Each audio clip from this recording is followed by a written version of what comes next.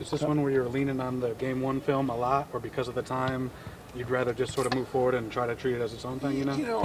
I think we're a different team. They're a little bit different. I mean, Kason was a hell of a player, if you ask me. So even though they have 9 that could start almost anywhere, losing him, I think that does affect him a little bit. Like, because I think he's that good a player, but they still got enough. So, I look at big games they played like Duke. I look at the latest game they played. I look at our game they played. But in a couple-day turnaround, you can only get so much. I could get a lot more, but I can't translate it to my players. So there'll be 3 or 4 that we look at and see what worked and didn't work, what we think could help our team, and that's the way we're done it. Tom, a year ago in Ann Arbor, I posed a question to you: what was the same, what was different? The last 35 days have been rivalry worthy. Just your mindset perspective. What's the same and what's different right now? Same and different with. Just the whole experience of having played them in the last 30 days. Well, what's same and what's different is last year we were both good. This year they're really, really, really good, and we're really good. There's a difference. I mean, we're not where they are right now, but I think both teams have ramped it up, and so that even makes it better. Like I said earlier, I mean, I've been here when the rivalry was one-sided for them. I've been here when the rivalry was one-sided for us, and that's really not a rivalry. Rivalries are when both teams are good. I wish they weren't as good as they are, but that's the way it is. It's almost a stupid question, but is it any sort of consolation that even if you swept them this year, they're still winning the Big Ten title? Because they've won everything on the road, and they've done just so many things. That's another thing. Everybody will get into, the rivalry and everything, but what they've done is incredible. They've won every road game. I mean, I don't know many teams in the Big Ten that have done that since Bobby Knight. I don't know, maybe there's somebody else, but that shows consistency and depth and being able to do it different ways against different teams. But just because it's not for the championship, is that what you asked? Well, I guess knowing that even if you swept them this season, they would still be the champion of the Big Ten, knowing that just kind of their level. I guarantee you, as long as I'm here and as long as I'm sure he's there in football, if you sweep your rival, like in football, what do they talk about? We got to live 364 more days for this. So sweeping your rival is, I think, still a big deal. So we aim to try to do so they don't, and they aim to do so they do, and so it still means a lot, even though it's not for a championship. Seems like Something you just said. You mentioned about them being really, really, really good, and you guys being really good. For you guys, especially going on the road, what makes up the difference in those 2 relays? That's a good question, and I give you ammo to ask me. I don't have a good answer for you, but I mean, like somebody said, maybe there was a little letdown for them last night. They already clinched it, and maybe not. Maybe Iowa played that good, but there'll be no letdowns here for either team. That has nothing to do with if you clinch the championship or not, because they're still playing for the 1 seed, which I think they've got wrapped up. But they're still playing for that, and they're playing to sweep. So what's the difference going to be is, I think who plays better, what an easy concept that is. Who makes the least mistakes? One thing we're both not very good at.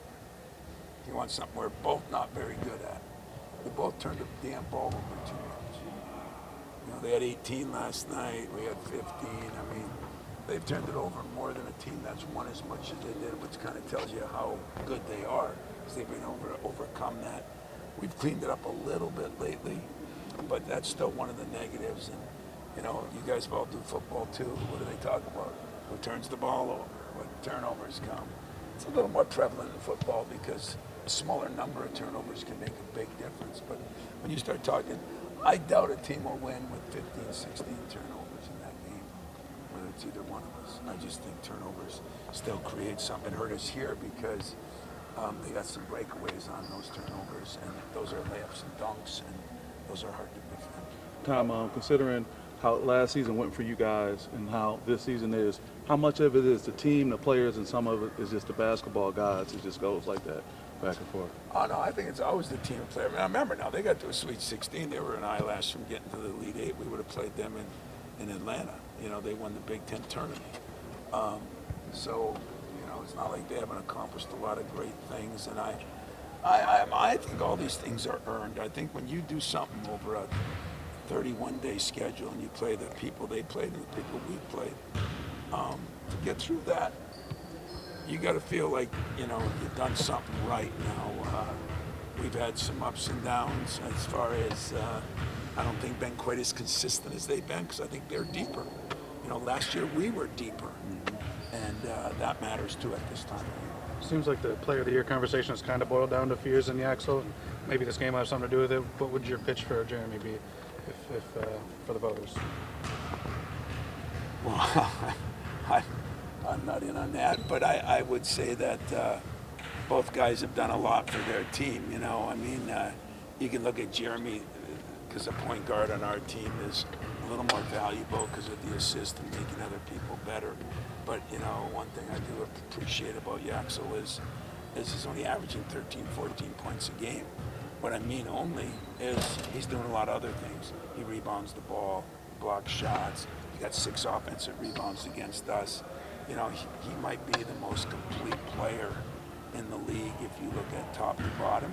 I think Jeremy does a lot for us. And sometimes it goes to the teams that are on the top.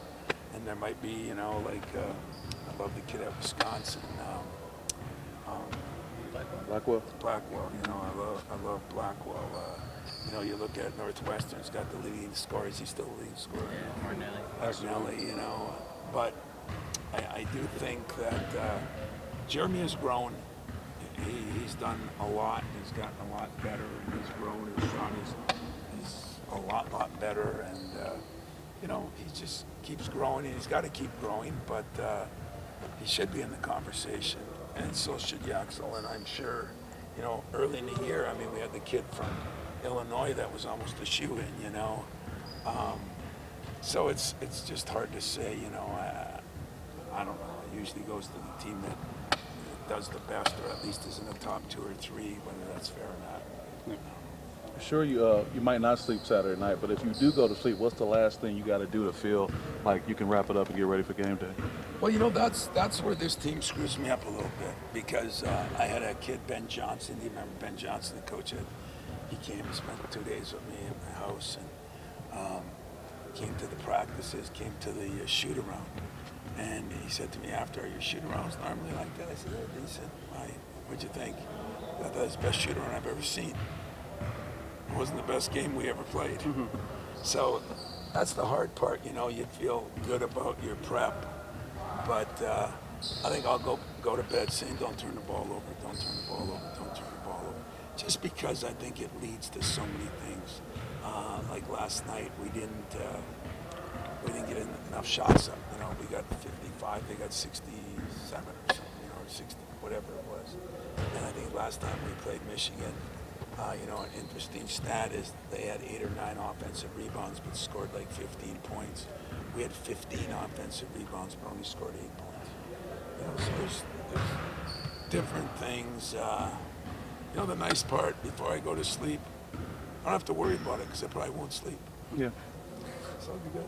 How does Cam being healthy change things? He only played 8 minutes. You know, I thought last night, I did say it to you guys after, I thought, you know, Cohen definitely had his best game in his career both ways, rebounding the ball, everything.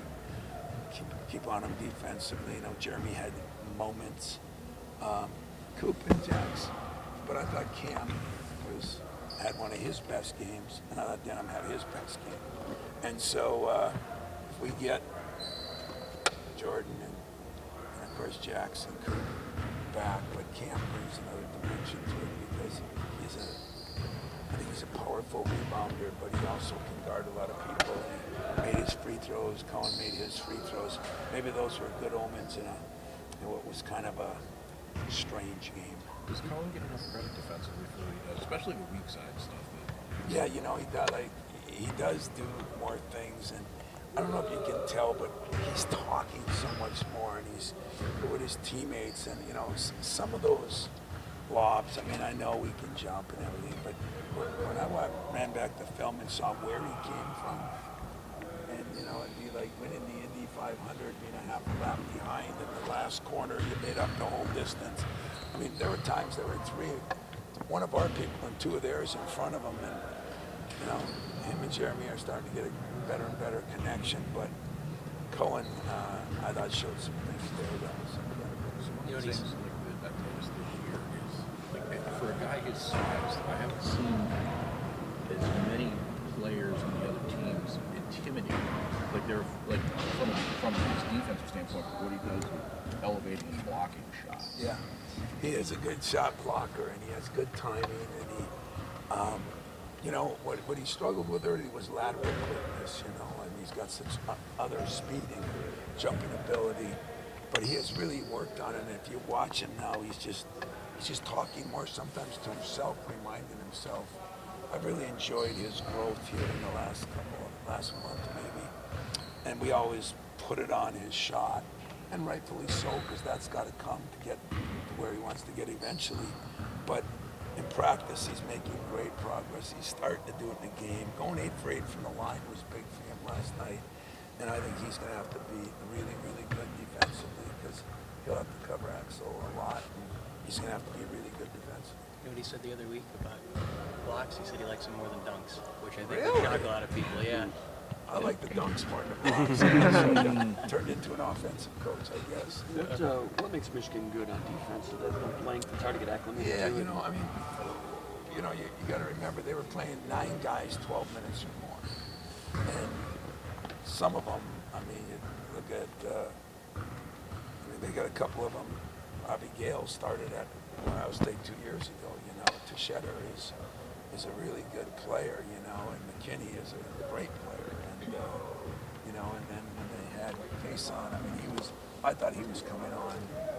You know, I mean, that's a big loss because I think he was getting to be the best version of himself. So that's 9 guys, and all of them have size except Cadeau. And so they're all 6'5" or bigger, and that makes it easier. They're pretty intelligent. They do a good job switching a lot of stuff, and they have a shot blocker. Like they have 2 in Johnson, but the big guy is a definite shot blocker. So you can cheat a lot more. You can do a lot more things defensively if you have a shot blocker in there. You can cover ball screens differently because you don't care if they drive as much. So there's a lot of reasons they're good defensively, and that's probably what he doesn't get enough credit for, because everybody knows they're really good offensively, but they're really good with the stats. How do you like the team's mentality in the last couple of years? Been going after Big Ten championships last year, Big Ten championship down the stretch. This year, not the same thing. Maybe different. How do you like the mentality closer? Yeah, you know, that's why I keep pushing Jeremy. You know, that's the one thing we're missing is maybe he's a good leader in certain areas. He's competitive, but the ability to drag people with you, to gather people, is what very, very, very few teams have. I don't know if they have that. It's something you'd have to be, but not a lot of teams have that. Like the Sturts kid from Iowa is great. You see him on the court, he doesn't say much, you know. And that's the one thing, the mentality comes with, you communicate with everybody. Cohen's starting to communicate more, so that's something I've been pushing Jeremy on. I think he really needs to do that, because if he can start dragging the team with him, with as good as he's playing, and we go up another notch, if that makes any sense.